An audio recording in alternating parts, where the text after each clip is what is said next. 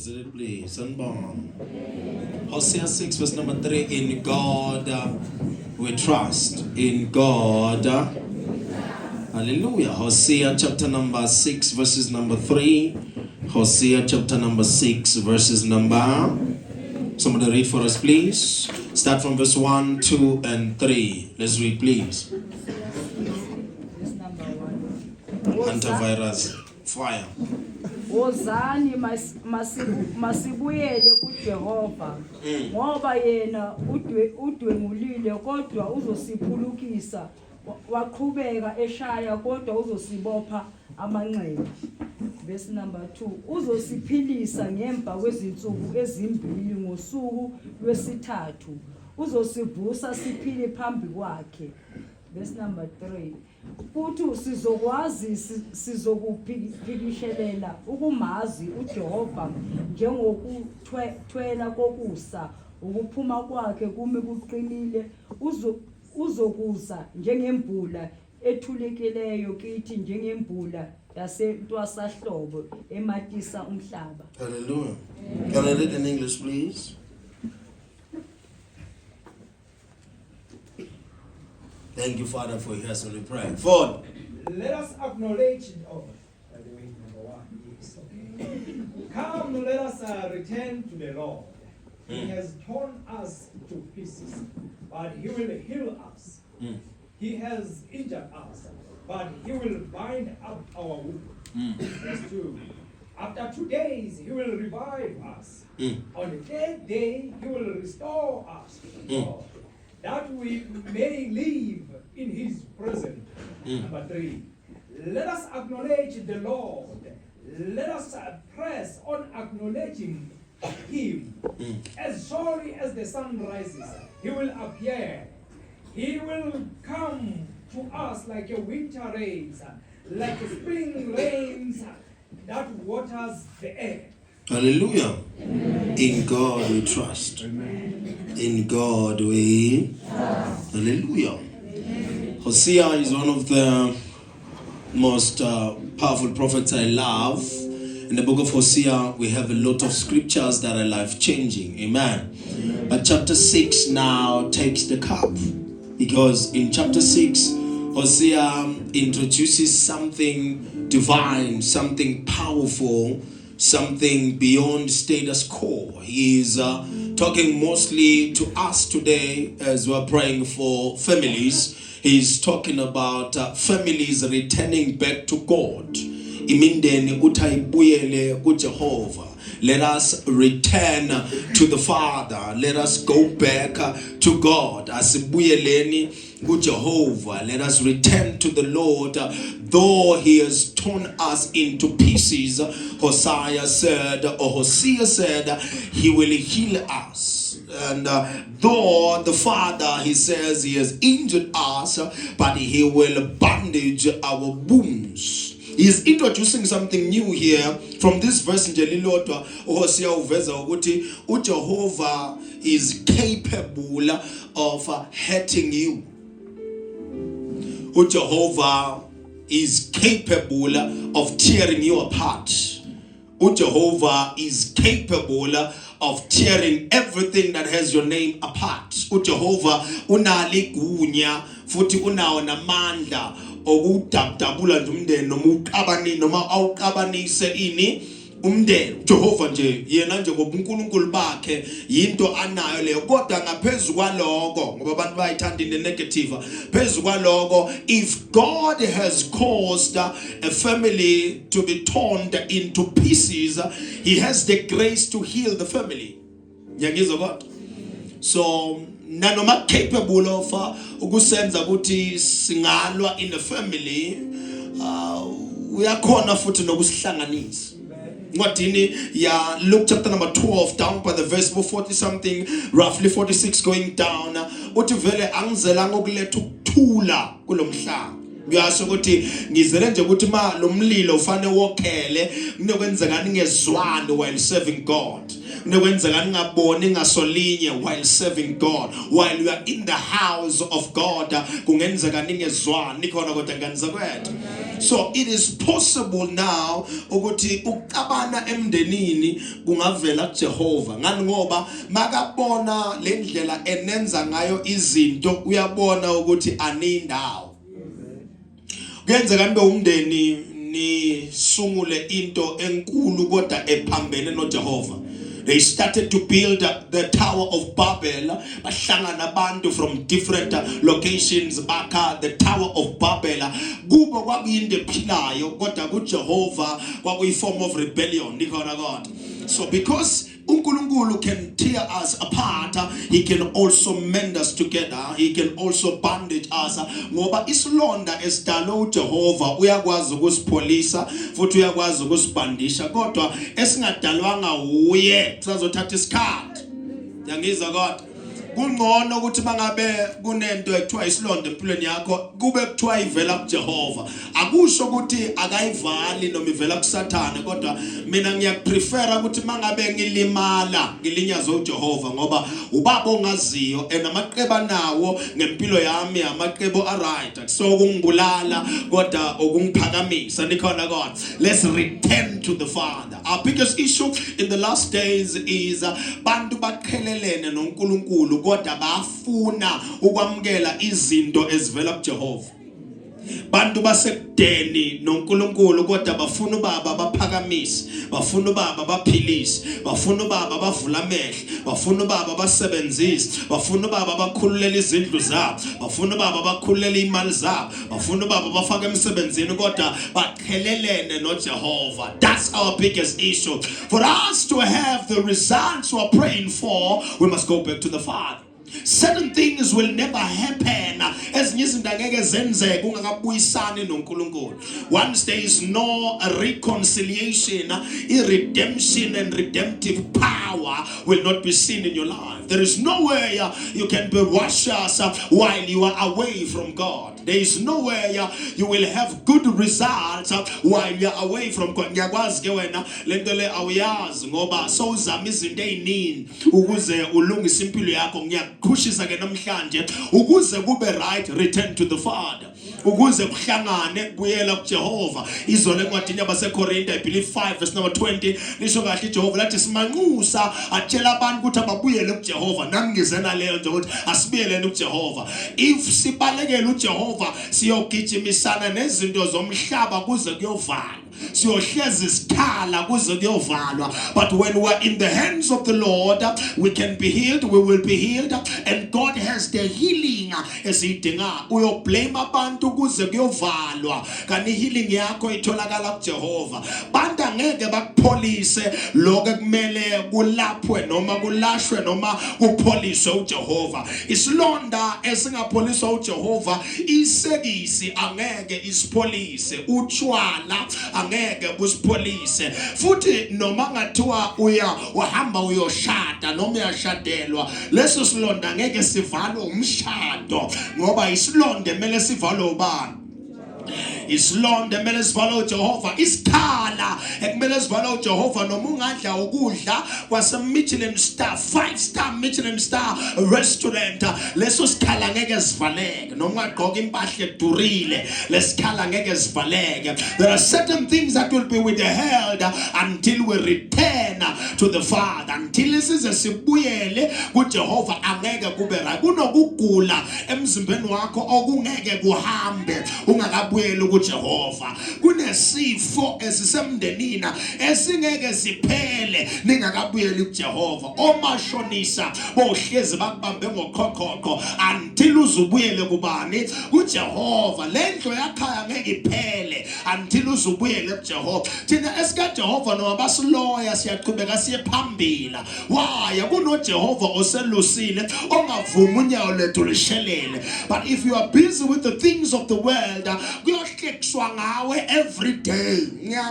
ngiyakukushisa nje ukuthi buya kuJehova. Inyanga zaselokishini ziyodlala ngawe. Buya kuJehova. Amantombazana aselokishini agulayo aphethe bochlamydia, aphethe bogonorrhea, awukufakela izifo zocansi. Buya kuJehova. Kumnandi nje kaNkulunkulu uzisontele uzikhonzele. La kaJehova khonza abafazi kuphela. Amadoda nabafazi bayakho indawo yethu kahle kahle amadoda. LiBhayibheli lithi uJesu wanikeza abantu isinkwa kuthiwa 5,000 men wabanikeza isinkwa. On another instance 4,000 men wabanikeza isinkwa. kaJehova amadoda ayadingeka. Ngemazo ame uyaphela mase ngikhuluma amaqinisa njena funa sibuyele kuJehova siyophuza kuze kuyovalwa. Singakabuyeli kuJehova isikhala ngeke sivaleke. Uyolibhema lonke ugwayo olukhona emhlabeni. Singakabuyeli kuJehova angeke kube right. Uphuza bonke utshwala obudayiswayo kodwa ungakabuyeli kuJehova angeke kube right. Uyogijimisa yonke inyanga ekhona emhlabeni.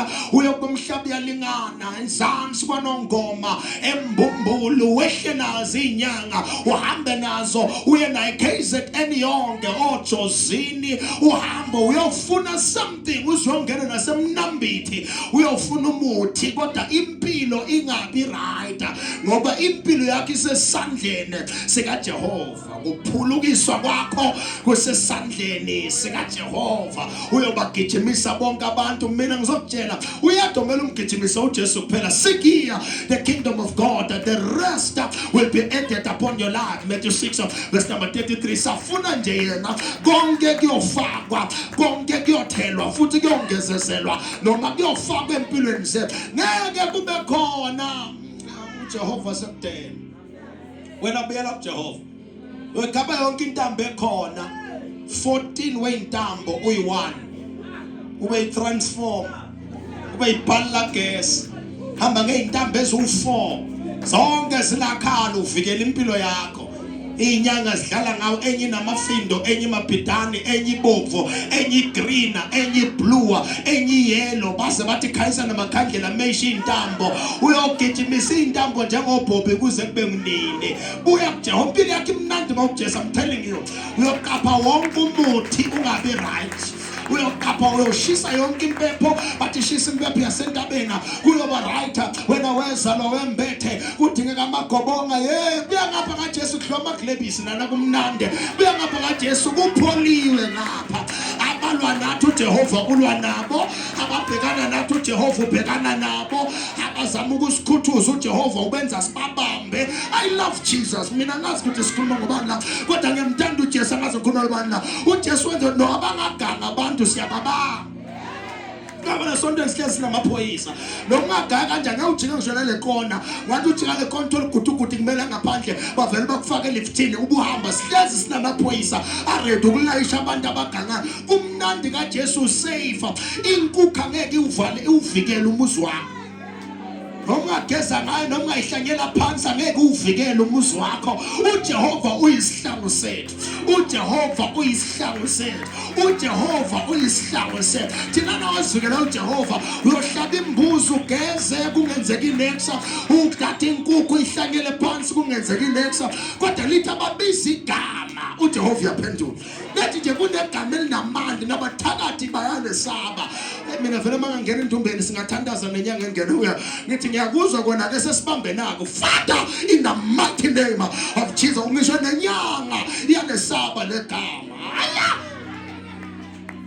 ulamlambo dongolo shmale saba igama la Jesu. Let's return to the Father again man. Kuzama inyanga engcono ikhona inyanga enkulu endlula zonke inyanga ogamalayo ogamalayo.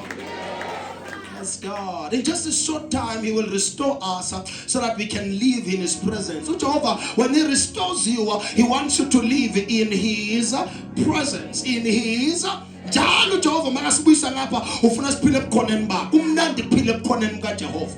Akusho ukuthi isikhala sikho esilolelwa wena siba khona kodwa iBhayibheli lithi angeke siphumelele.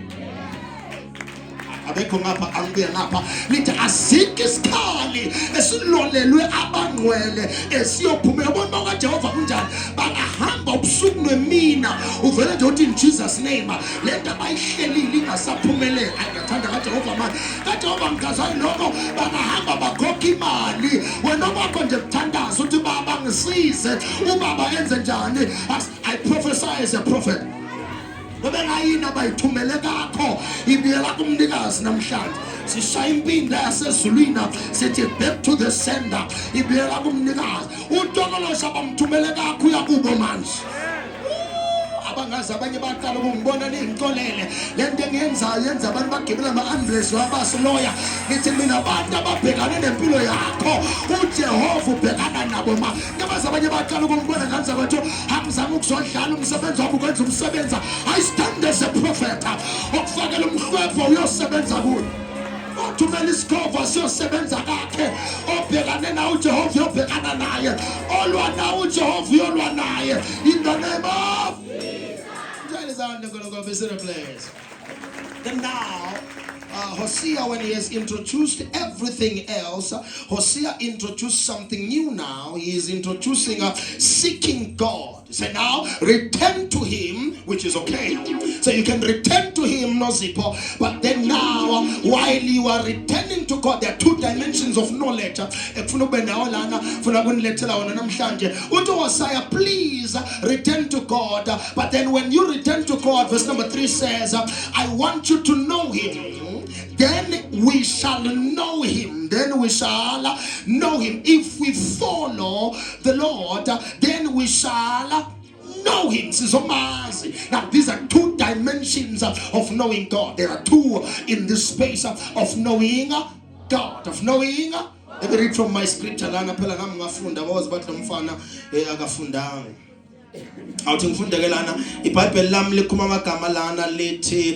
us acknowledge the Lord.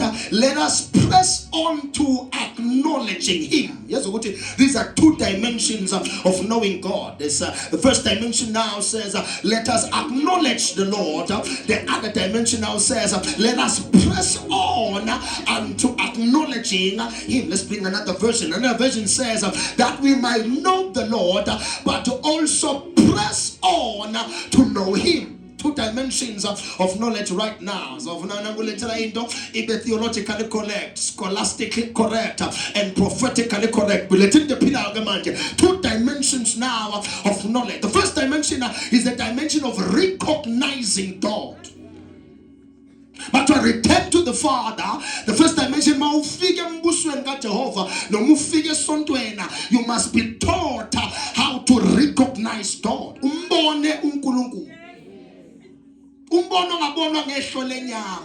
What do you see God? Recognize God. In this dimension now, this is the awakening stage of your spiritual side. Where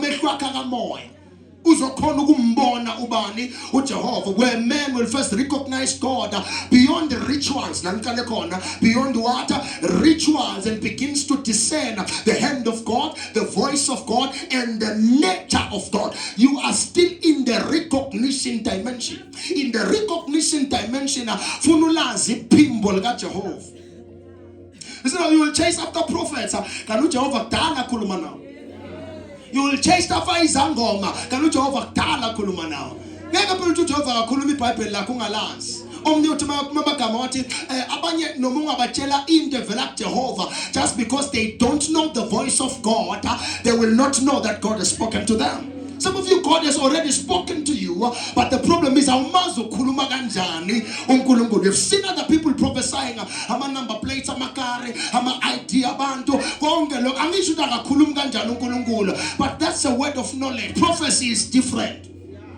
Akuzange kukhulunywa ngezindlu zabantu masifika eBhayibhelini kwavela kwaprofeta kwathiwa uyagula mangabe uyagula uzofa mangabe uzofa nilahlekile mangabe nilahlekile nonile mangabe nonile. We do that for ukuthi na ubone ukuthi no lo mfana ka chance ngasuthi nje ishwama weza lapha mkwama wasuya prophet usuthi ikota nje wedlela ikota weza lana uzwe mayonnaise nemustard sikathi uthi uJehova kana kasho. You understand? That is why we then deep aside so that to understand that you are prophesying.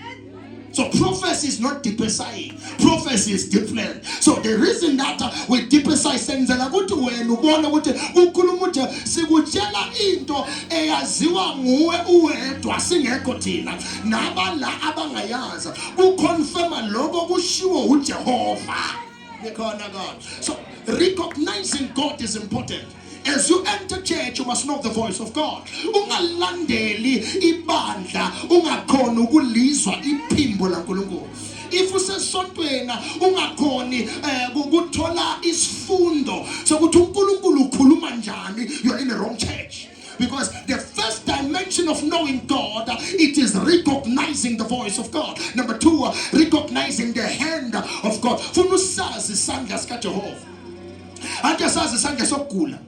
Uyasazi nesandla samashonisa sihleli la sifuna imali, right?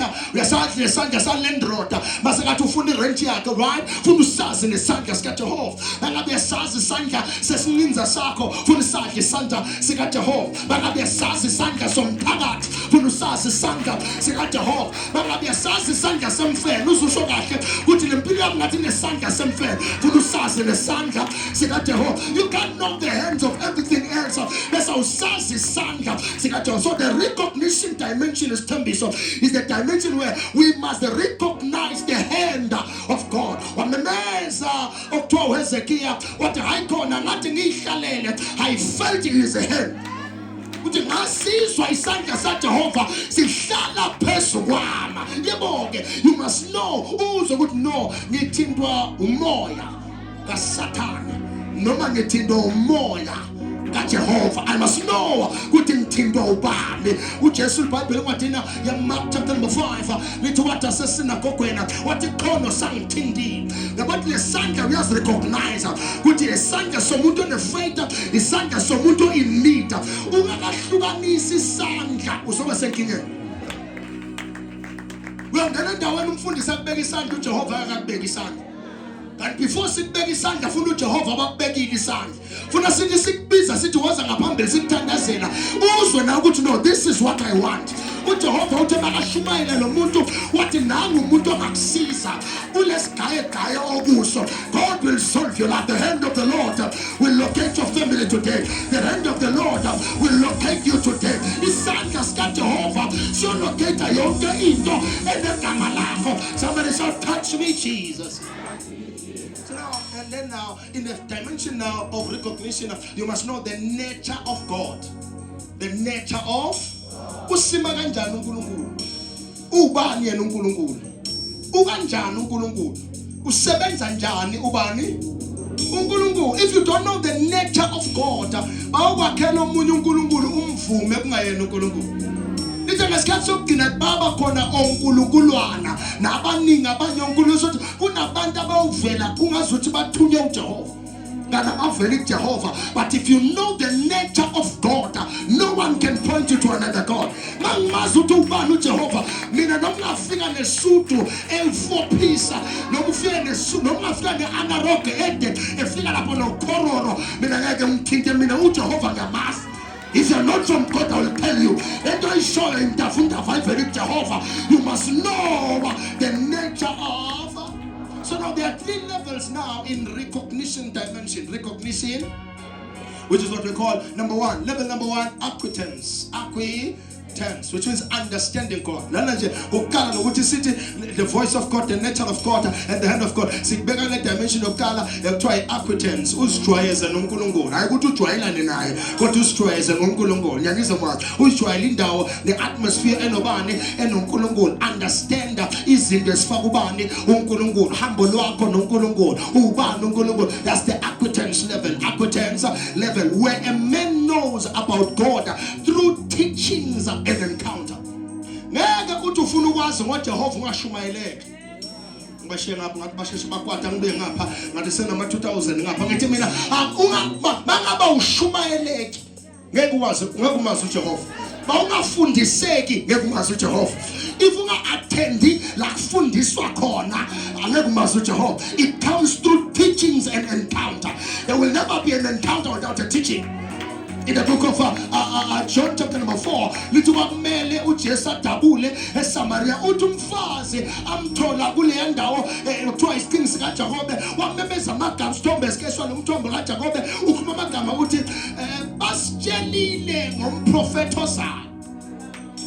They told us that the prophet will come. The encounter with Jesus was triggered by a teaching about Jesus. Jehovah So the first level of acquaintance level are now under the dimension of recognition and recognizing God.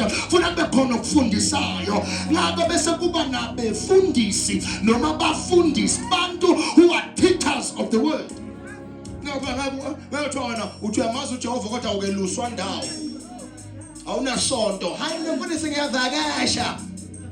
Fuck up on the spirit. Mama Quaquez.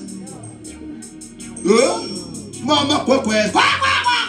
Tolakana yonke indawo, memeza yonke indawo. Fundiswa ngapha yena bonke abafundiswa nepower. Funa ube neyakhe indawo. Kuthi mina ngifellowship la. Mina ngikhonza kuphi la. Yebo ngivakashile EPC, but ukhonza kuphi? When you so bad, once we know who your father is, we will know ukuthi uphethe ini. So the acquaintance stage now in the dimension of recognizing God, ilakona kufakwa the right teachings, the right doctrine, the sound doctrine. Ngoba nesifundo naso kungaba isifundo kodwa kungabi isifundo kube ngama noodles. Yenze ukuthi ubambe isifundo kanti ubambe ini? Ama noodles, ubambele into yama China, into ye phone call. So ngabe sesiyahlolwa isifundo manje ukuthi ufundiswa ini. Ati Apostle Paul abhalele uTimothy ati be careful that you share sound doctrine unto the people. Ati study so that you are ready for questions. Sound doctrine doesn't fear interviews. If you are carrying a sound doctrine, no man has about interview about who ban not Jesu ngamkhaza ngokuphila ngaphakathi kwakhe. Yini insindiso ungayikhaza ngoba yinto iphilayo. Uyini ubungwele ungabukhaza ngoba kuyinto oyenzani oyiphilayo. So the acquaintance stands now in the level of recognizing the Father, dimension of recognizing the Father. La ufundiswa khona. Ufundiswa ubani? Ubani umfundisi wakho? Ufundiswa ubani? Ngoba nje bathakathi banamandla phezulu kwakho ngoba akekho okufundisayo. Mawuna umuntu okufundisa ngitshela ngeke ngaba kwenze next. Sathana kayesabi lento yakho ukuthandaza, uthaba isifundo. Sabe isifundo. Sabe isifundo. I'm telling you, Satan saba nje umuntu ofundile. Lo muntu uyayazi into akhuluma ngayo. Thina Satan noma eza kithi uyesaba uyaqabanga. Athi Jesus, the devil is coming to me but he has nothing against me and he has nothing on me. Lemuza umuntu oyaziyo into ayifundile, uyayazi lento. Ufundile phinde uyisifundo yena. If you know who you are in Christ, there is no one who can tell any no. I am a son of God. I'm a child of God. I'm forgiven. I am free. I'm justified. I'm saved. There is no Satan and a corner. Satan is a sister man. Immediately I'm telling you, Satan, see a Satan and people with the Father in the name of Jesus. I remove the hand of the devil on my head. In my life, level number 2, awareness. Some people are not aware. Some people are not. When you are knowing God, or when you is being aware. Aware of the patterns of heaven. The patterns of dealings of heaven. Dealings of heaven. You are still knowing God. Jehovah. Dealings of heaven.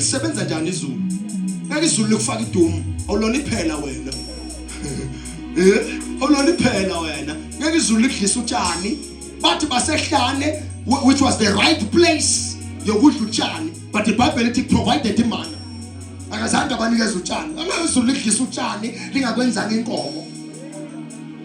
About the dealings of heaven. Man, but if you don't know how heaven deals with situations and stuff, go figure that to Jehovah. Because you don't know the patterns of God, you don't know the dealings of God, and you don't know convictions, belief. Are you call? Are you call? Yeah, conviction. ukukholwa abakanti ukubamba isikathulo somfundisi, ukukholwa abakanti ukusheka isandla sikaprofeti, ukukholwa abakaba ukuthi ukuphatha amabhayibheli omfundisi, ukukholwa abakaba ukuthi ukuhamba uthi hallelujah, praise the Lord, nganghoza bakanti ukukholwa ileyo nto. Bakanti ukukholwa ukuhamba uthi nabantu ngalento leyo nganghoza bakanti ukukholwa ukushaya ithomoya, bakanti ukukholwa ukukhwekwa esontweni. Baba kungenzeka ukwazi ukushaya ithomoya, awukwazi ukukhwekwa, umfundisi akwazi negama kodwa ezulwini bayakwazi. Ngoba uyakholwa, ngoba wenza njani? Now we are entering now awareness. Umbone nomuntu okholwayo. Because abanye benigcine niwe okholweni ngoba nigcine nilumbana nabantu abangakholwa. Nisihlanganisa nabantu abangakholwa. Impisi emhlambini wezimvu. Uyandesanga no? So usini wathi hlakanipisane kwenyoka bese nibamnene njengamajuba. Funa uvula amehlo ungangena esontweni kodwa uthola ukuthi amthule ngoba phela abanye abantu basemsheshe ngiyalimala ngoba iqiniso ngilibeka kanjalo ngilivula isonto for umnikelo mina. Angivulelayo ukuthi kube khona abantu abathayidayo kuzoba right empilweni. Ngalivula isonto ngi-right ngisasemsha, imali ingabekwe ekhanda. Imali ingabekwa phambili isaqala ukushumayela. Wawushumayela uJesu ophilayo, banikela noma banikeli, wawuvela usuku uhambe. Manje makushunyayelwa kahle umuntu azeze kuwe, ayikho vele ongayifaka noma seyi5 rand, noma seyi2 rand, noma seyi50 cent. Indaba seyiphushela umnikelwena. Uzinikele na unikela. Conviction. Are you in God na unikela ngoba kunomnikelo ongawuthatha ube noqhoko wena umukelayo. Tunamani beka umphathi wamasota in the Old Testament, libeka umphathi wamasota phethe uqhoko, waya kumprofeta, wayocela ukuthi amthandazele ukuthi umprofeta ungangena nongena ngengiphume nokuphuma, hamba uyosifaka kunomfula namba ubiza negama, uziqulise kasikhombisa eJordana, lithi yosiyophulekiswa. Hayi bathi baba tiyabuka indoda ehleli nomprofeta ayikhona ngeke kujilwe nemali engaka ngikhona, wayilandela indoda wathi umprofeta ushintshile, umqondo ushintshile nengqondo, please lethi imali ithi same time uqhoko. There are things you can receive from other people instead to kube a blessing, kube a curse over your life. Kodwa ngisashunyayela lento ufuna ukunemba kwenye indawo manje ngabona ukuthi hey ngisaqala le nshumayelo ngeke kulunga ngiqale la ufuna ngiphethe ngayo lento. Asiqhubeke convictions, beliefs, ukholelwa ini wena.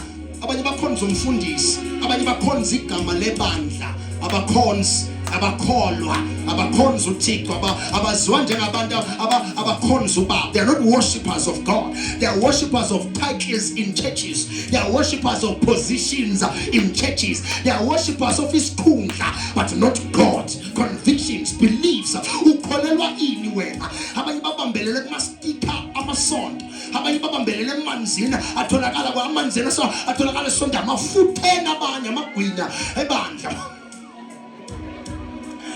Bakholelwa kakhulu emafuthena more than God. Have faith in God.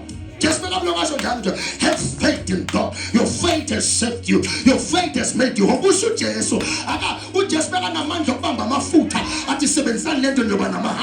What have faith in God. Just the potential yokudayisa amanzi as the King of Kings. But akwadayisanga amanzi. What mina wamukela mina. Lithi kuyogobho abekho abantu bamlama. Lithi kuyogobhoza imithombo engashi laphakathi kwabo. God knows something. Laba ababhizi bakubhoka abangayazi. Jesus was going to introduce something powerful. Ekaveza amanzi athi sebenzisani lawo. Abantu bagibela laba eJordani bayolanza amanzi bathi lawa aseJordani wageza ngawo bathakathi bahamba. Utokoloza ukukhama akuhinye amanzi aseThekwini naseJordani uwabeke phezu kombhede noma uthela umbhede ngawo ngoba utokoloza kadlali nale belief yakho ethe yaba. Convictions, beliefs. Ubelivela ini wena. Asingene esontweni ngoba sifuna indoda. Asingene esontweni ngoba sifuna umshado. Asingene esontweni ngoba siyakhonza ngoba sifuna imoto. Asingene ngoba sifuna umsebenzi. Singena ngoba kunomuntu abathi uJesus. We want the kingdom of God. We are seekers of the kingdom of convictions. That's what you now movements and God's movements in your life. Funa umazi umuntu ukuthi uhamba njani empilweni yakho. I'm a prophet. The way I move around, I move around because I'm a leader of a church. When a worshiper in the church that I lead.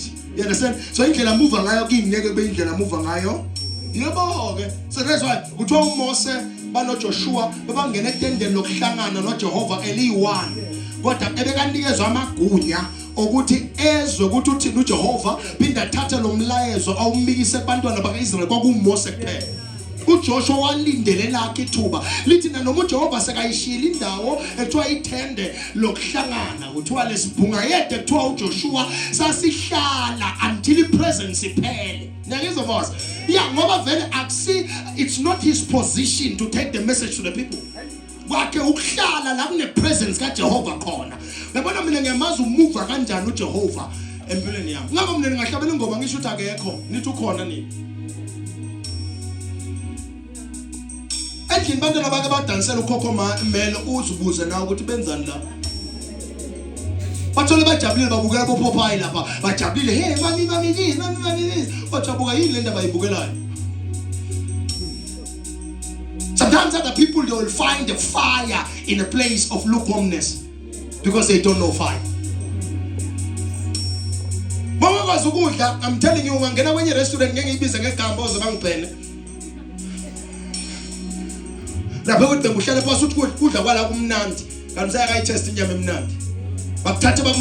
but this is real beef. This is real beef. If you don't know power, if you don't know what power is in the kingdom of God, you will think that ukuwa wabantu amandla. Mina ipower ngiyazi ukuthi ipower kusukuwa kwabantu, ipower ukuwa kwalesimo esiphethe abantu. Singavusa nabo Asha ka-13. If uvuka nenkinga yakho asina power. Sine force. When we have power, lento bhekane nayo funa ihamba. Lento kuhluphayo funa ihamba. Lento busy ngayo uyiyela abantu abanimawufika la funa bebus stop. Sisebenze ize ihambe. Sidile nayo izenze njani? Power is not found when we shout. I always tell you, power is found when we shine. You are the light of the world. If you can't glow, you don't have power. I'm not talking about the glow. Let demons hear. But someone from the Spirit of God, someone from the realm of God is speaking now. You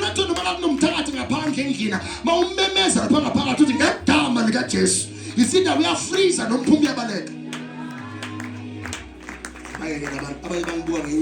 Number 3, dimension number 3 now. Actual level number 3, and the dimension of recognition. Now we have what we call discernment. You have what we call. This is where you are able to distinguish what we call divine activity. Ukhona nje kubona ukuthi kusebenza uJehova manje kubhiza uJehova because kukhona obunye ubuhlungu obungakavezwa umuntu othandana naye, ubuhlungu obuveza uJehova. Sibele in the book of 1 Samuel chapter number 1, Bible sasivalo uJehova.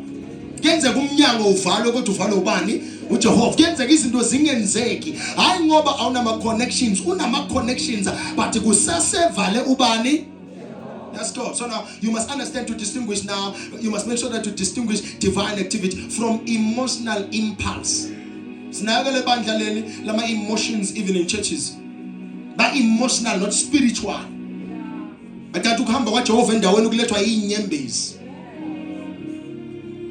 What David record my lamentations, they were worthy of being recorded by the Father. Singakhala kani siya actor. Singamemeza sontweni kani siya actor. So you must be able now. Mawusendaweni ufuna ukhona ukuyirecognize lento ukuthi labantu laba bayazenzisa noma benziwa uNkulunkulu. We can fake speaking in tongues. Because we have been told we are in a charismatic church, we are in a prophetic atmosphere, so we must speak in tongues.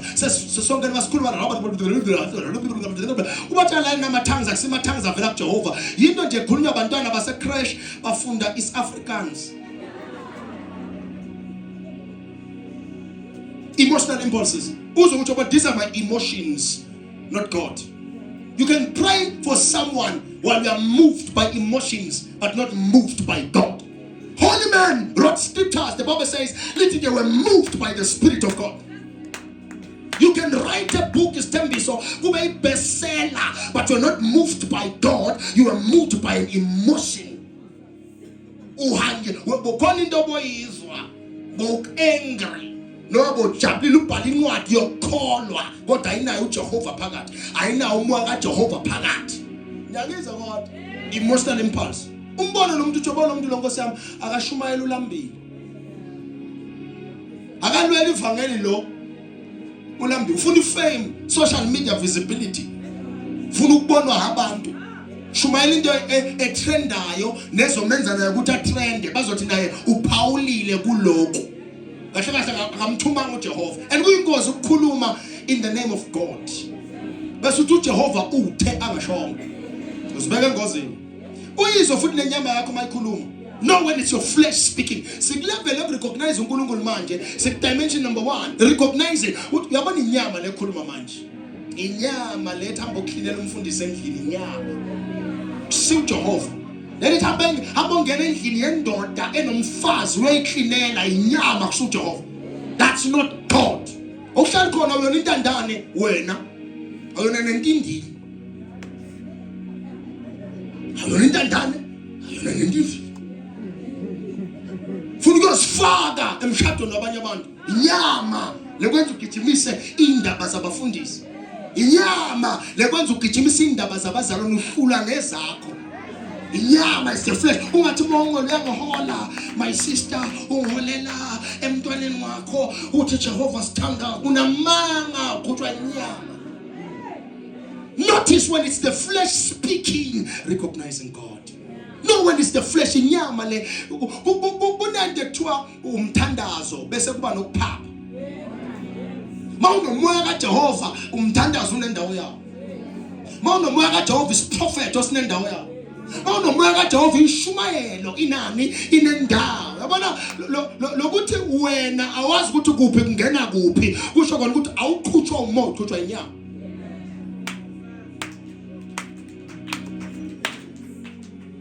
Ngicela sithandazane izikole kusho uJehova. Sisithandazane izikole kumenze kunext. After sesithandazile kube nomonakalo.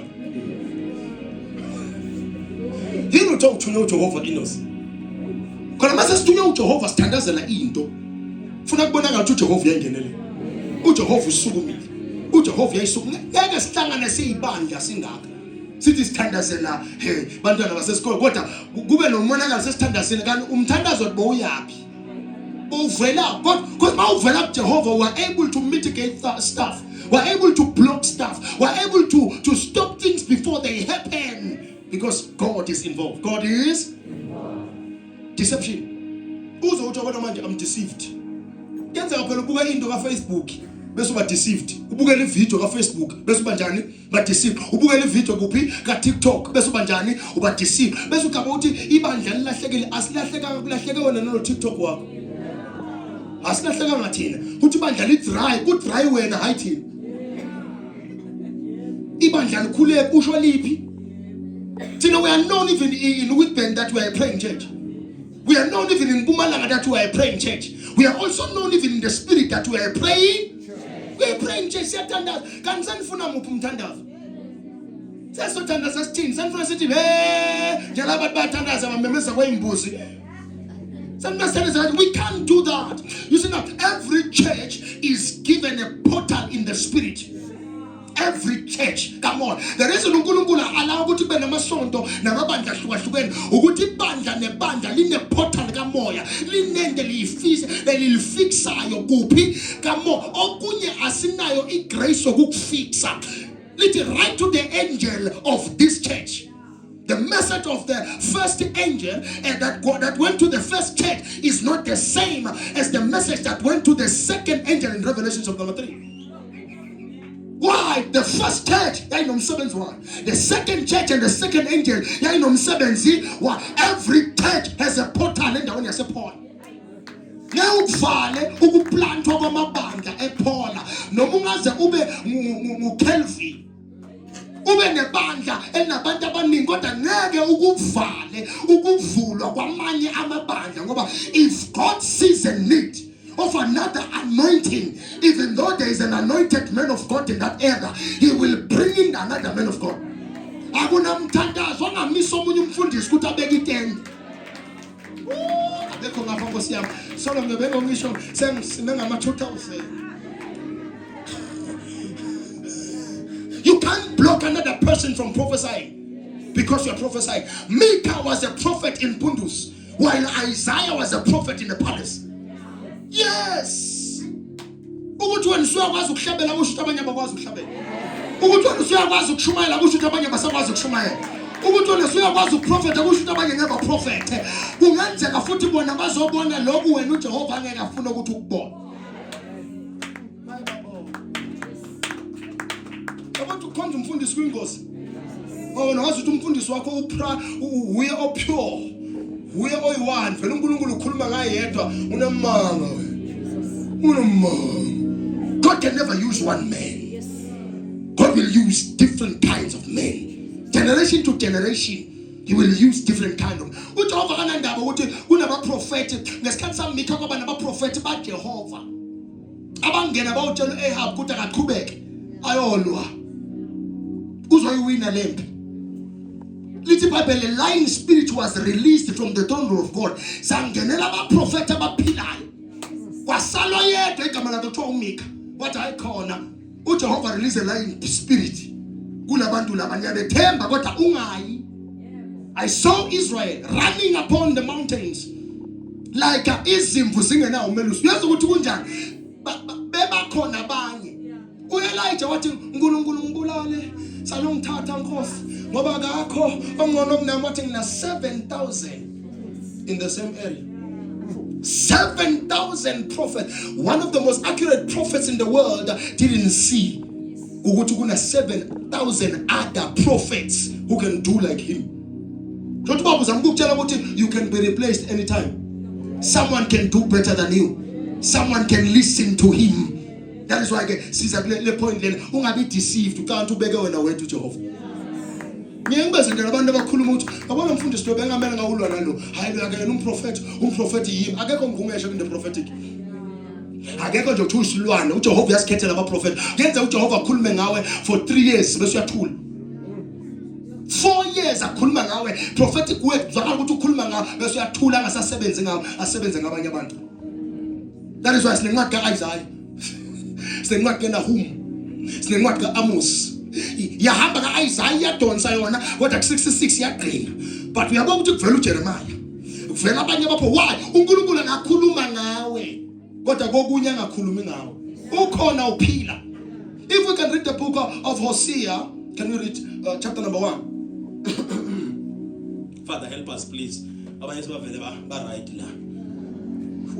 Sisize Jehovah. Hosea chapter number 1 and chapter number 1 verse number 1 and 2. I want someone to read there.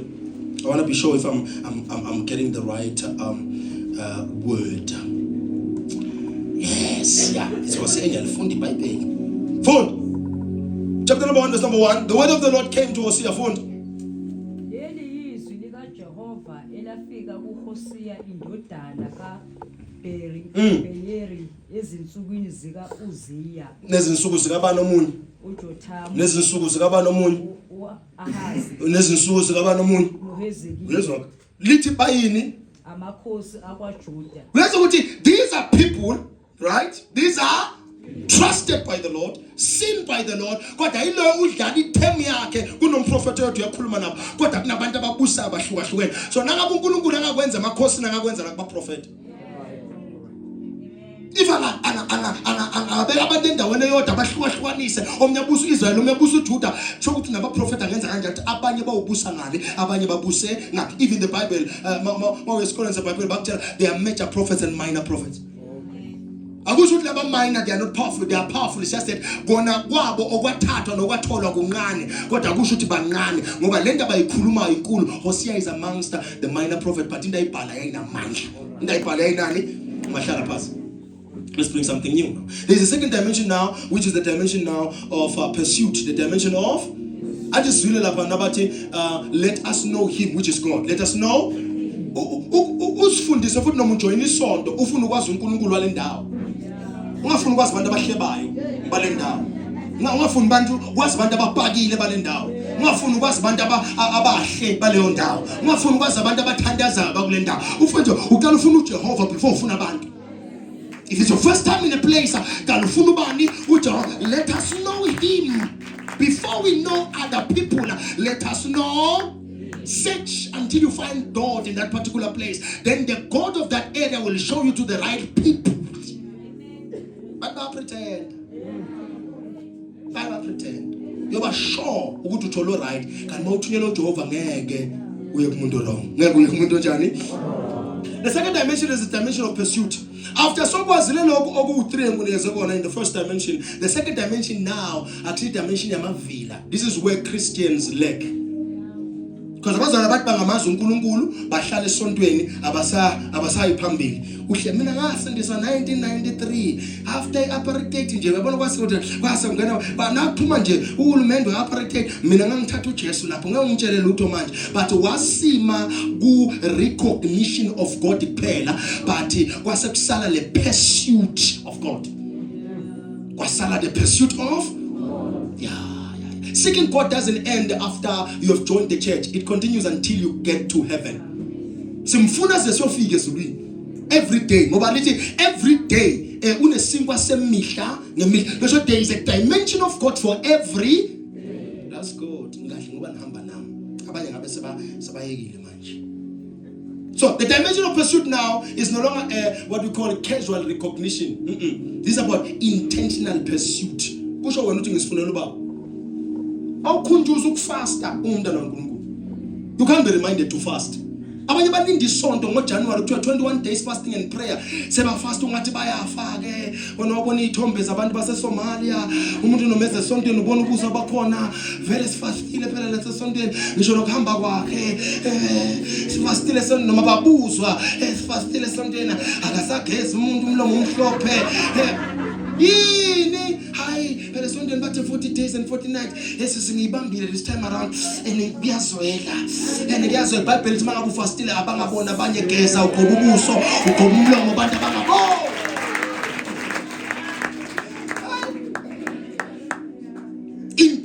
Intentional pursuit born from the hunger in thee. Usifunela uNjehova umzana akakhunjuzwa ukuthi athandaze.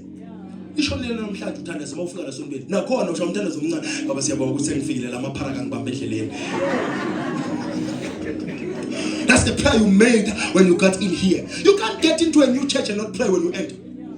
That's how people are attacked by demons of areas. Uyangena endaweni wazi umuntu kule ndawo, it's your first time there, awukazi wathandaza wathi va bathi bazongisiza. Thandaza. You might not receive a help. Idemon lingajumpa kumuntu esemthandazayo hlale kuwe ngoba ukathandaza. Make sure that you secure your area when you enter in a sphere. Secure yourself. Secure your area. Ungahambi nesifo sabulo ya prophet. Ingathi lekhande bakhuluma ngalapha seliphathamile kodwa vele ngaphathekana. Ingane obungena endaweni ongathandaza. When you enter any place, pray. That is why ilanga lethu silikala ngomthandazo. Futhi silivala ngani? That's God. Pursuit of God. Pursuit of. There are 3 levels of pursuit now. Appreciation. Where men treasures God above systems and possession. Simbonge to Jehovah. Angakari kodwa umuhle Jehovah. Ufuna umsebenzini kusekuseni bantu bagibela amakarabo basithatha amakarabo emsebenzini. Wena usendleleni siyabonga Jehovah wazwa umuhle. Abanye abasebenzi kodwa mina ngiyasebenza. Kona kubi la ngihamba khona kodwa ngiyabonga ukuthi ngawufuna umsebenzi ngase ngawuthola. Anginendaba nemoto ukuthi nginayo noma nginako kodwa ngiyakubonga Jehovah. Appreciation. Ukwazi ukudumisa ubaba umbonge nje. Umbonge ukuthi uvuka uphila. Kunabantu abavuka bangekho right. Nabantu abavuka bashaya istroke. Nabantu abavuke ihlo la ngapha linjani. Wena uvuke ufit uright. Ngiyabonga Jehovah. Ngivuke endlini yami. Ngivuke emkhukhwini wami. Appreciation. And lento leyo yabaphelela abazalwana basakwazi ukumbonga uJehova bambalisela. Uthulelane Thixo. Uthulelane Thixo. Namthandaza abazalwana. Ngathi sithandaza manje umuntu ngabona. Uthi sithandaza manje. 2 minutes ngabe sibonga uJehova siyabonga uNkulunkulu wonke. Uthulelane babuye ungiphendula nini? Appreciation. When you enter the level of pursuit and seeking God, seekers will never lack the presence of God. Why? You can't seek God to mbalisela. You seek God with acknowledgement. Seek God with appreciation. We are praise, oh Baba. When you enter the level, sengiyamazi, masengimazi, bese ngiyamdumiza. In the book of Psalms 100, let it enter the gates with thanksgiving. In the book of Psalms 150, let it Bible, no matter the symbols, no matter the keyboard, no none. Lithi noma ngabe kunama-drums, play them and praise the Lord. Psalms 103 lithi konke ongaphakathi kwami, phefumulo wami nalo konke ongaphakathi kwami kuyamdumisa uJehova. Uyizwa le abantu abamaziyo uJehova. Psalms 24 athi lo muntu umhlaba nokugcwala kwawo kungokaJehova. Psalms 23 uJehova umelusi wami angiwesona. Lo muntu ukhuluma ngobaba wakhe. The Lord is my light and my salvation. Ukhuluma ngoJehova. Uyamusho nje every day. Akadinga ukuthi azawini ilotho. Afuna zabamba iphethweni. Avuka nje kuseni wazwamuhle. Wazamuhle Jehova. Wazamuhle baphakathi bangangifuni ngiyabonga. Waze wamuhle. Lokuvuka kwami nje kusho ukuthi namhlanje ungibekela into ezinkulu. Namhlanje ungilungisela into ezinamandla. Umbize ngamagama wakhe. Wena uJehova El Shaddai Adonai. uJehova awabheka. Ebeneza Nkosi yethu. Uyamusa nje Jehova, uyam-appreciate. Awukali lutho kusekuseni. Siyabonga uNkulunkulu ohlala esihlelweni sobukhosi. Siyabonga wena ngamehlo wakhe avutha amalanga. Siyabonga Jehova ohlala esihlelweni sobukhosi esihleli phezu kweqiniso nobuqotho. Siyabonga uNkulunkulu wethu. That is appreciation God. Ngiyangizwa ba? Esikhathini nathi siyafunda phela ngoba masingabamba le shumayelo ngeke kube right. So shumayela la kahle Sunday. Namhlanje siyafundisa. Let's go surrender. Number 2, surrender. Learn to. Yeah, this is where you yield your ambitions, your pride, and your self-governance. You give it to God for divine guidance. Ngifundile Jehova kodwa ngicela ukholwa nguwe. Indlela ngiyayazi kodwa ngicela ukholwa nguwe. Amehla abona kodwa ngicela ukuboniswa nguwe. Ngiyezwa Jehova ngamadlebe ami kodwa yini engayizwa ufuna ngiyizwe kule nkulumo. Kenze ukukhuluma nomuntu baba kube nento ongayizwa kodwa iyakhulunywa kule nkulumo. Baba ngicela ukuzwa ngendlela ufuna ngizwe ngayo. Uyomangala uthi ukhuluma nomntana ukhuluma nomuntu ukhuluma nomoya. uJesu wathi banendoda emagadara iBhayibheli lithi yeza kuyigijima wathi hey thulani nina moya sokani kuyi phumani manje I cast you olwandle. Uyakhuluma ukuthi uqoqa naye uqoqa nomuntu kodwa ukukhuluma amadimoni are more than 1,000 aphila kulo muntu. We are legions of demons. So ungakhuluma nomuntu just because indlebe yakho ayikanamathelana indlebe kaJehova. Awunayo indlebe kaJehova. I'm telling you ungakukhuluma nedemon uthi ukhuluma nomuntu. Idemon liyamngena umuntu ohamba naye, liyamngena umuntu ushade naye, liyamngena umuntu demon ushade naye ngoba lo muntu ongasongifuna phansi lo muntu akusekuthi uhlele kulo mshado ngoba uyangithanda. Uhlele kulo mshado ngoba ulungisa imali ye divorce ukuthi uyoba umalini. Ube lokabuza ukuthi hey unamalini lapho kulaka. Insurance ibambe phela. Umele insurance wena insurance card yakhe 15 years emshadweni uzwa uhambe kubazalwane bakhomele bazalwane nyangazi ukuthi mina ngishada how many years thina abaprofeti sikubuza sithi hey wena vuka mawulele. Lento ibongayo babeke wena phambili once ungaba right bawuhlwana aba divorce bathatha imali bathi uhumbu baye kuFilimoni umuntu wabo. Wena wazi uye ngaphambi kwabantu ubonga umshado kana ushade nesela linomunye umndeni somewhere else liqhuba umndeni ngapha bantu bayephila izimpilo eziwu2 aphila nawe khona la Mpumalanga ngoba anikomi igowani ngikoma into engayazi la Mpumalanga home you come to Eastern Cape home you come to Bad Plus senikomene khona la awukabuzi nokubuza nesibonga usibuzanga nami ngiyakuthanda hayi wasitele sodwa waya sabe sewaya sesakhumuza khona waya nami ngifuna yami ingane hayi bo mina ngiseka be ready for ingane uyazi unezakhe ekhaya uthakayi sephi wena enye ingane andezakhe ashiye ekhaya ngapha uyitshitshi noma uyitshwitshwi khona lapho na Kombe wena usho ukuthi uthola umuntu kana uthole umuntu onabantu kuphi emva nazo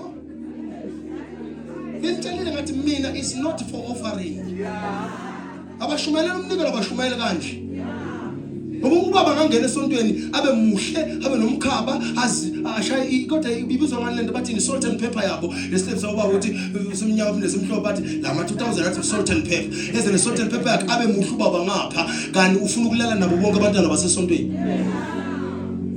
abe muhle ubaba abe ngapha besisonto kanti ufuna ukulala nabo bonke obaba bakuphi uyaba khona umama esontweni sibona ngezingubo thina igqoka lo mama lo ukhohlakele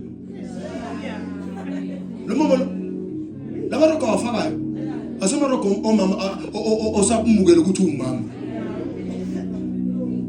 njani usuka endlini akafaka ibra umama umuzi ezesontweni akafaka na bra uze esontweni ungena ugijima ungena phakathi esontweni izingono zikhomba abantu lana phakathi esontweni. What do you call that? Umama njani lo These are things you must understand. Khona into akhohlakele ngayo, khona into amfunayo. Ngoba bathi phela namehlo phakathi esonto somebody shout fire. Anankinga noma kwaada vele ngiyagudla.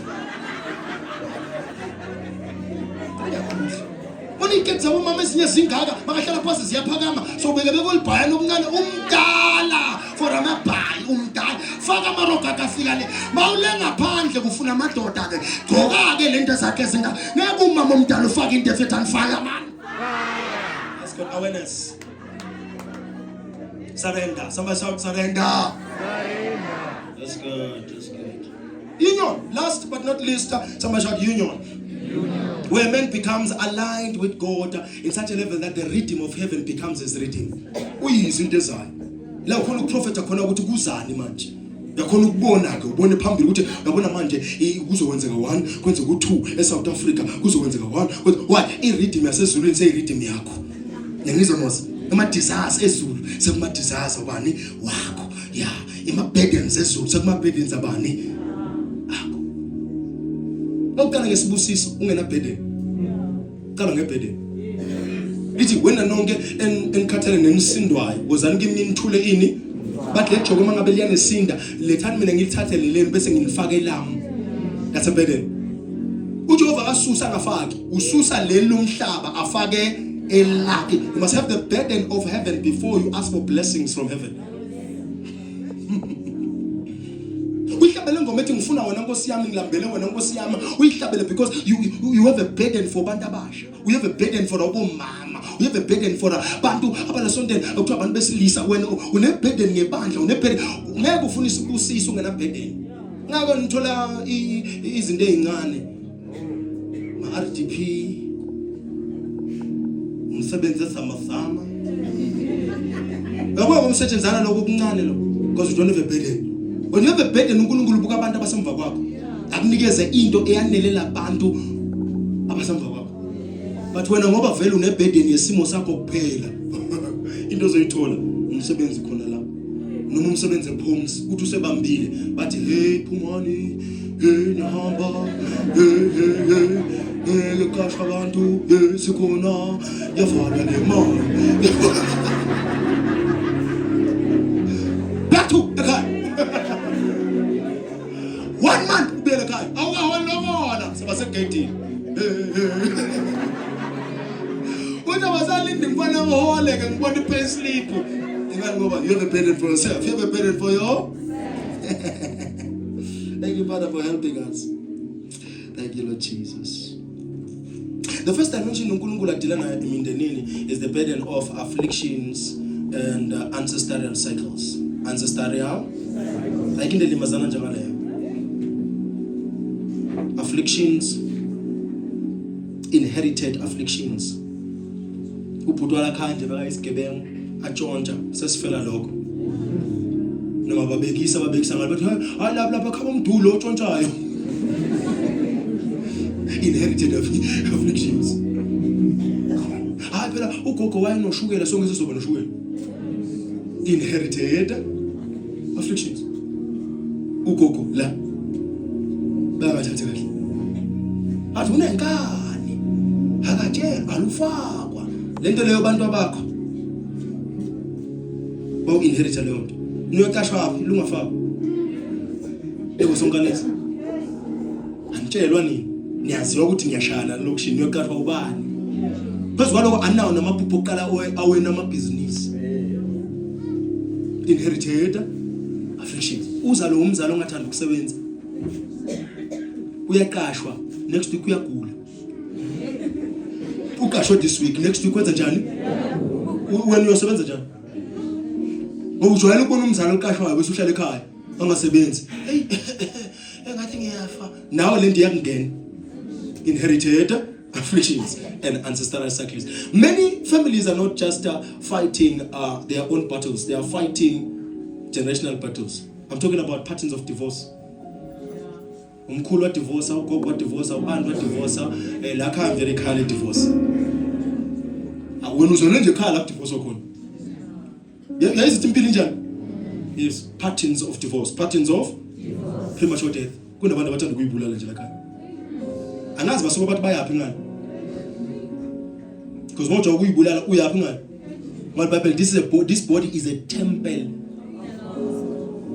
If it's a temple of the Lord, we are committing what we call blasphemy against God. Most bulala. Ngene mndenini wabantu abanjalo kwele bafuna ukufa bathi phasi bafuna amaphilisi bathi phasi bafuna intambo bathi phasi basike ngereza. May God help us. No was uthi by now phela matric what la khaya kwenzekani noma noma unjani kanti kulo mzi noma uzelo khanje nephathi ngihlupheko uzule khale kunenhlanhla imali uzibani wasebenza imali zakhe zaphuma kodwa ayikho into ayenzile uzibani uyiphathi ngihlupheko kunabantu abazelwe emndenini njalo kunephathi yani confusion uyabazela kuzala emndenini o confused ayikho into ephunjwa emndenini lo awuzazi ufunani awuzazi ubhekephi uzukaba nowodwa endlini ngoba confused omunye uthi hayi le ndlu asiyichume omunye uthi asakhe enye indlu ngaphandle singayichumi le ndlu le confusion omunye asifaka amakhabethe la omunye uthi umama asimthengele ingubo manje asaphila omunye athi mina ngimkhokhele kufunela liphala eyami imali lesingubo yebhokisi family of confusion hleze katshana abezwani kungenzeka bafunde bonke futhi bangezwani bafunde bonke family of confusion abezwani katshana manje kubizwa amaphoyisa azolamla abantu abazelwe mina phela yangithuza leyo ngambonga uJehova wangibeka lapho ngamne spin kick bengafaka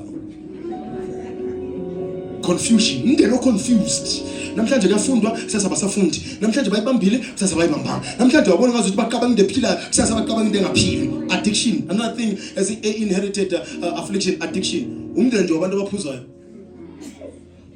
abamanje ukuthenga utshwala indlu ibheda ayikapendwa ayikarenovate akwenzwa next osofa banembobo la phakathi mawe kitchen imatafula makhabethe khona enziso kodwa utshwala balanda loba 14,000 ba 8,000 utshwala bakuthenge lana abadli bavukela bona addiction umndeni nje addiction mangabhenya insangu ubhuti ubhema isango omnye ubhema inyawuphe omnye ubhema ichufu omnye ubhema ihabli omunye ivape usafunda ke lokho evape ne-strawberry family of addiction inherited afflictions bhema neswane tala khona omncane ke video ka trenda bazi baka human what rights balwa umntana aphethe ibhiya enze sona usaba zobhala igama sekuphethe corona ukwenza ngathi corona family of addiction family of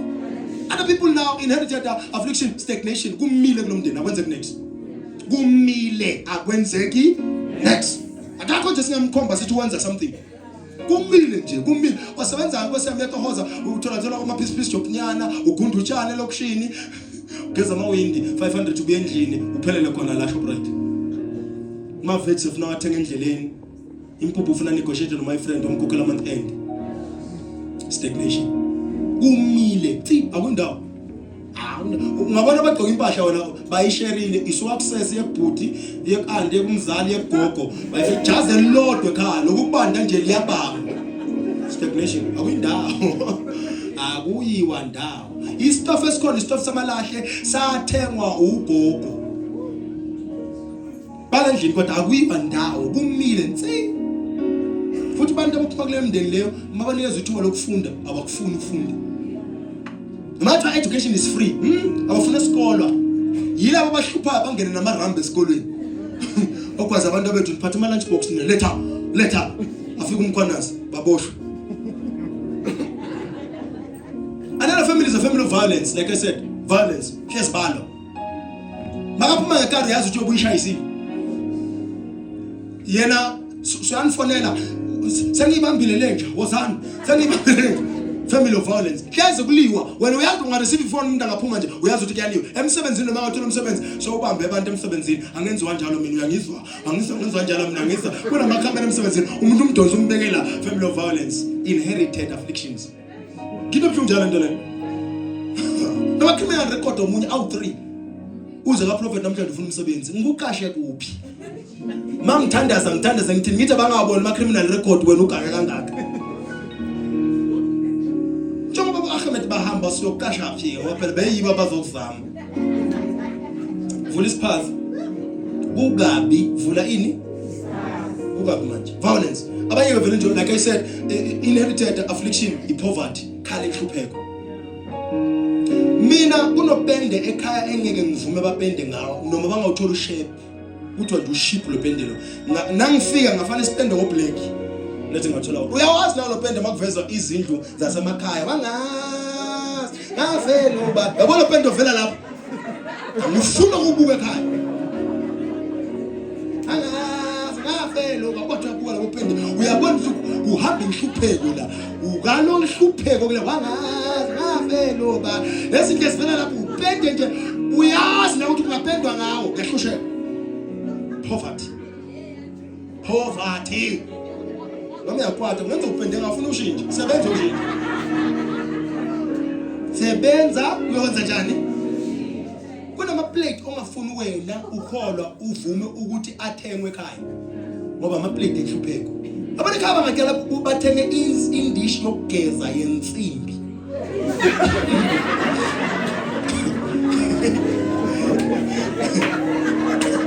Mina umprofeti wakho uyakusiza namhlanje. Uyabona ekhaya ngalanda le yeziguli le ndish leyo yensimbi inhlupheko ithi sanibonani lotshan dumelang likai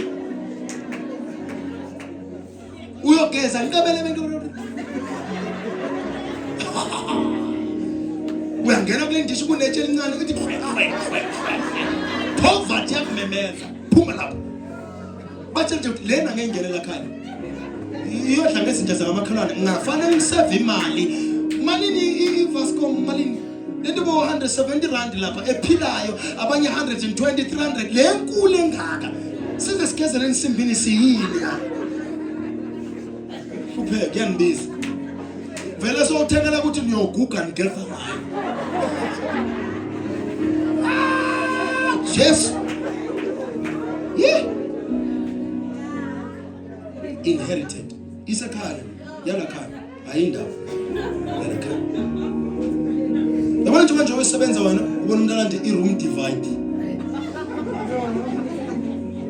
ngo-2026 ulanda i-room divide le i-TV ihlala la kunama-plate la nama-glass ney'thombe zabantu basesontweni i-room divide ngalesikhathi lesi. You are supposed to be changing that now. Kunama TV stand manje amahle kabi, kunama designs amahle. Funa uyishintshe lento endlini uthi mama lento lesilethe nhlupheko.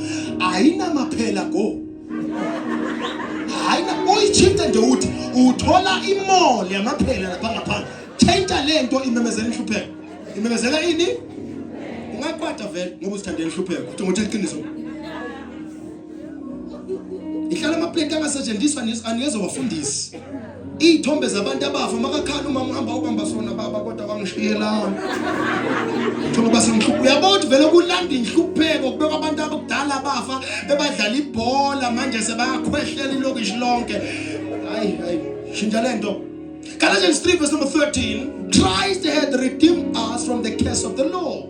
From the curse of the God when he appears he interrupts illegal continuities. Izinto eziqhubekayo sibona ukuthi zi-illegal empilweni yami. Zi-illegal empilweni yabani? Yami. Angifuni ukunibuka kuqala before ngikhulume ngale nto le. Kukhona impahla ongamele uyithenge. Zimemeza inhlupheko. Uyithenge. Le mpahla le imemeza ini? Uyithenga nawe uyayibona futhi. Uthi hayi kodwa le kodwa imemeza ini yona? Kunemoto ememezela inhlupheko. Uyithenge bese yazi ukuthi ngehlusheko kulomzi. Noma ilandwa ingena engine. Iyaqala ukufika ekhaya iyadonsa. Bonnet ivulekile. Hayi ngesabe ngizoyilungisa ngizoyikhanda le inhlupheko. Ulande ini? Akhona amakaraphilayo. Ma second hand ungayifuna uyithole ikari njani? Le oyithatha lapha ngesheya wena ngeBlack Friday ya 20 rand ya 20,000 uze nayo ngapha uthi uyidrive ngagibele enye mawugibela phakathi ubona phansi Wathi usithathela inhlupheko zala ekhaya. Buy something ephilayo. Ngiyazi into abanye ngabangithanda vele. Kodwa nje siyazi ukuthi hlupheka kulandela. Now Psalms 45 verse number 16, instead of thy fathers shall be thy children. Yazi ukuthi kuyenzeka into isuke kumzali iyohlala emntwaneni. Isuke kumzali iyohlala kuphi? Kulwela ukuthi abantu abakho bafunde noma ngabona ungumzali ongafundanga. Ungavumi umshaye umntana esikoleni. Umshaye aye kuphi? Cabanga sekufika abantu bakamasipala abakhuluma English. Njengoba amabhunu ngenzeka thathe nje niyothi nini. Fala English. Do you speak English? Do you speak English? Nongela endlini. Mina ngazulu okhuluma nobantu. Ubani okhuluma nomuntu? Khuluma naye. Khuluma naye. Forced kids to go to school. But forced. At least bana no matric ekhaya. Why? Siyazi ukuthi khona umuntu ozokhona ukukhuluma English makufika abantu abadinga ini. Niyangikazi ngomane ngilalela. I love that. Ingehleli into yakho uyifake kubantwana. Nami into eyangilimaza ngama African families ukuthi into eshiya abantwana yona isikhwama. Isikhwama sokufemba wongenawo nama customer ungihleli isikhwama wongenawo nama customer nesinyemfu. Sheli insuku lapha uthi ahambe kuyobhemana nesnef wonendumba ingena ama customer ube lokuyobhodla lapha. Lapha endumbeni ngifuna uphuma lapha akuna customer akuna mali siyahlupheka athi yeshiya isikhwama sami azabhaliwile umuntu ashiya isikhwama enyoka zakhe lapha ezingekho right eyilwane zakhe abambazi koleke endleleni entwele mathamba amajuba awathi ushiya wena la shisa lento same time akushiya nana amabhaya khona shisa lento because how can you leave me with ikhwama kodwa akuna mali ebhenki lento uyibambile yahlupheka isikho uyishiyela mina ufuna nami ngihlupheke nawe uyamukele hayi vele ngeke ngilibalekele ubizo lapho kulona ubizo lo ngihlupheko izangoma ezingaka khona elokushini izangoma ezingaka elokushini asikho worried kodwa hayi mina ngiworried ngibona nomfana belo soyisangoma awumazi wena wazwa yini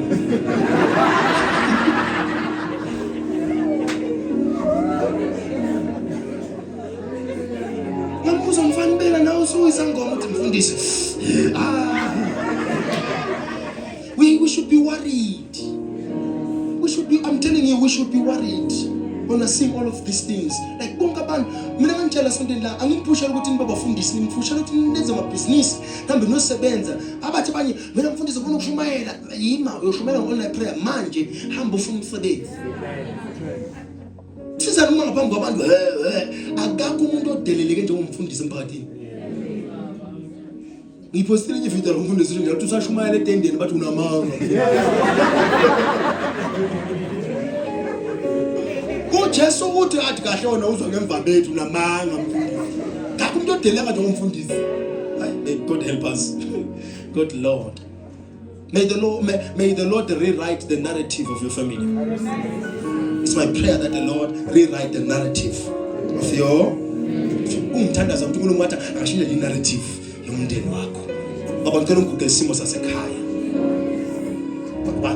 Safa ukuhle kwabantu. The narrative of my family. Appear as a consuming fire uthathe yonke into engekho right ekhaya. Into nje sendlini oyibona ukuthi lento le inama results abheda inama fruits abheda shisa lento Jehova. Shisa lento. Ezekiel 37 verse number 12 says, behold, all my people, I will open thy graves. Their graves, Baba, kufuna vule cause avalele glory. Kenza ngabangwabe bangwabe iglory yomndeni. Bangwabe ingubekela phambili yani umndeni. Ngaku gogo wakho makathandaza ebusuku uyafuna ukuthi usondele uzothandaza naye. Thatha usuku gogo yasithandazela sondele. Sondele by goes. Abugogo mabathandaza. Gogo nilimaza kanye angene kamereni athandaza. Lento le iyohlala forever. Lento ayikhulumi. Akazi uNkulunkulu uthandelana ukuzwa abantu abadala kwendlula thina. Ngapha laba sebaqedile ibanga labo. Gogo nganiqalekisa nonke ekhaya.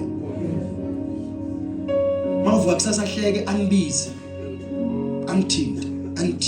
Angithi hey ngithinta ugogo kanti ngithinta ngasicalekiso. Abantu abadala eBhayibheli baphatheni kahle. Angakhuluma kanye ugogo. Ungashona kusasa. Ugogo buka imoto yakho uza naso.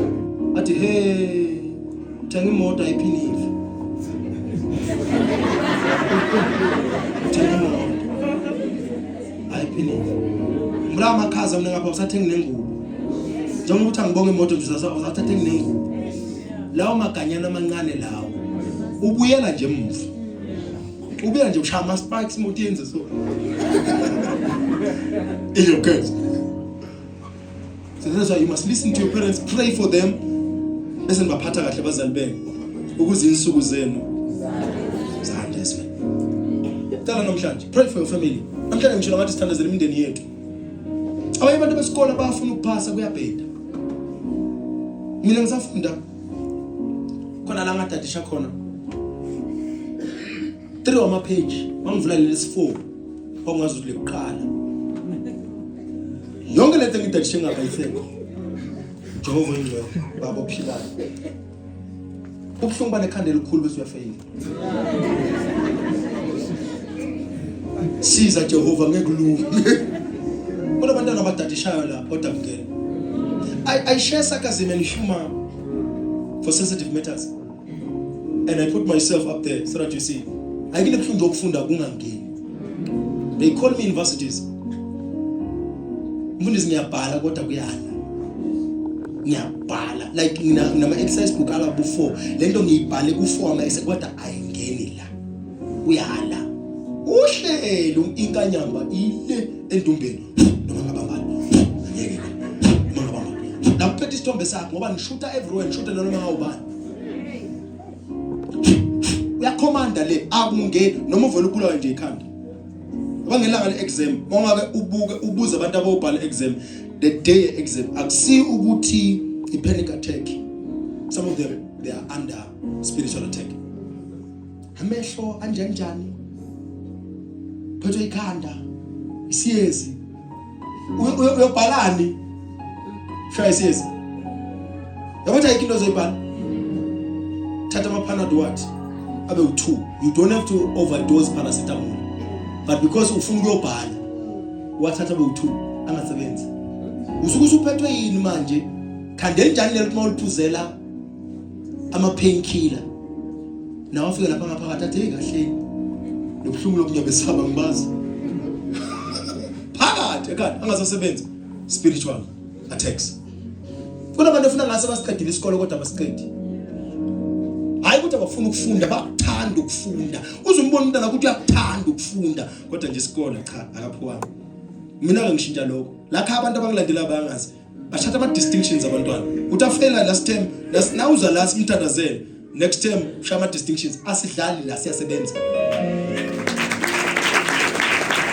Lana bawuze la sisuke sizele kuzosebenza. Ngabo anginazinto bosawoti.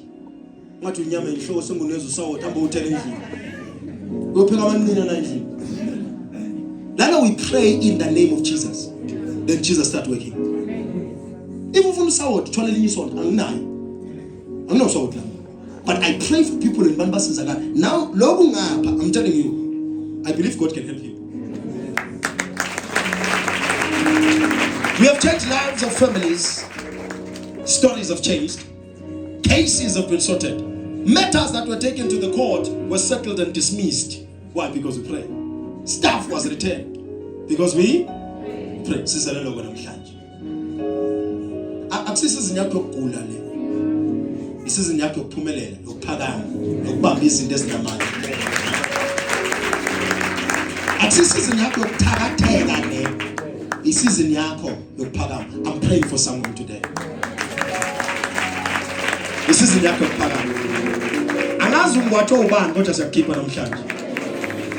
La ufakwe khona uJehova uyakukhipha namhlanje. La ufakwe khona uJehova uyakukhipha namhlanje.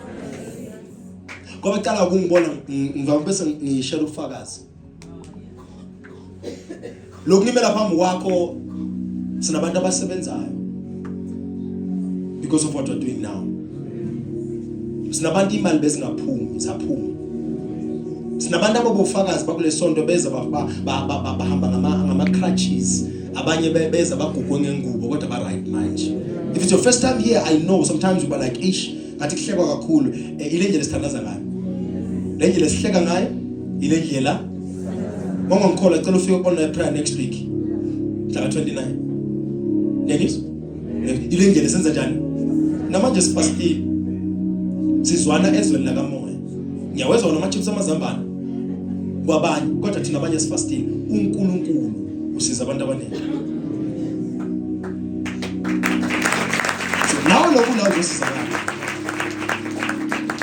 I-asthma esibhedlela bathi uyozufe nayo. Kodwa la sontweni sinama cases ahlukahlukene la khona vele lapha at the same time. Cervical cancer without operation. Sekuthandazela ube right. Afike udoctor athi ayisekho le. Fibros. Sithandazela ihambe. Sister what? CYST something like this. Sithandazela ihambe thina la. I know what I'm doing. Ngiyayazi into engenza angiphomi ngutshela ngoJehova. Maye sengiphosta ngoJehova manje. If there is any man who can boast, let them boast by the Lord. Nami ngibhosta ngaye manje. Lokhu la ungaphilisa. Fakaza abantwana abancane bahlushwa amakhanda bahlala basesibhedlela. Bathi uProfeti uthi makangena ikhanda laphela senta. Yazi ukuthi sisebenza njani? Ibo. Ma frequencies hamba ngawo sekaphezulu manje. Kuphiliswa abantu manje. Lo nkulumo nawo uphiliswa abantu. We've had cases la sontweni kubantu abafikayo la khona sihlabela khona kuvaleka isilonda. Yazi lento le makushare testimony nawe uyasho ukuthi hayi baqalile ke. Sikhuluma ngento thina esiyibone ngamehlo no see la kuleso. We've seen it. We've prayed for people. And one of my testimonies about there was to heart means what sometimes when you testify to people who don't believe in God, they will say you are lying. Sigana umuntu thina umntana osenele spray owazigwaza ngomese ihlo odoctor bahamba bomthunga salithandazela sekudeni lavaleka labona. Lokhu la ke sengulethela ubufakazi ke manje ukuthi lokhu la ayikho into engenzeki. Thina siyasathandazela ama stolen vehicles aba recovered atholakala. Same day same time bathi bayithatha ngapha abafikanga ngisho phezulu. Yabitholakala. Bathi basagijima nje yabitholakala. Kwathiwa prophet nabo bamkhuthuza imoto yami ngathi ibloha sevra atokable. So vale atakhalia. Batholakala kuvulakala ivalo. Every driver sengithandaza the devil is a liar. Basakalala class. Sekathandaza khona kwenzakala. Angikwazi uphethwe yini lokhu la. Angikwazi uze nani. Angikhomi ilento ngizwa la ngemuva la. Akuthi ngiyaqhoma ilento ngizwa la ngemuva. Ngizwa nje uqobo. Angikwazi uze nani. Kodwa yekho into uNkulunkulu angekayilungisa. Akukho uJesu angeke angenda ukuthi uProfeti behlulekile ke mina ngijabula kama sebehlulekile kodwa uJehova ngeke ahluleke. uJehova ngeke ahluleke. Ngifuna simbize manje. Stand on your feet. I want us to pray. God will answer. God can answer. God has the answer. Kulikula impendulo.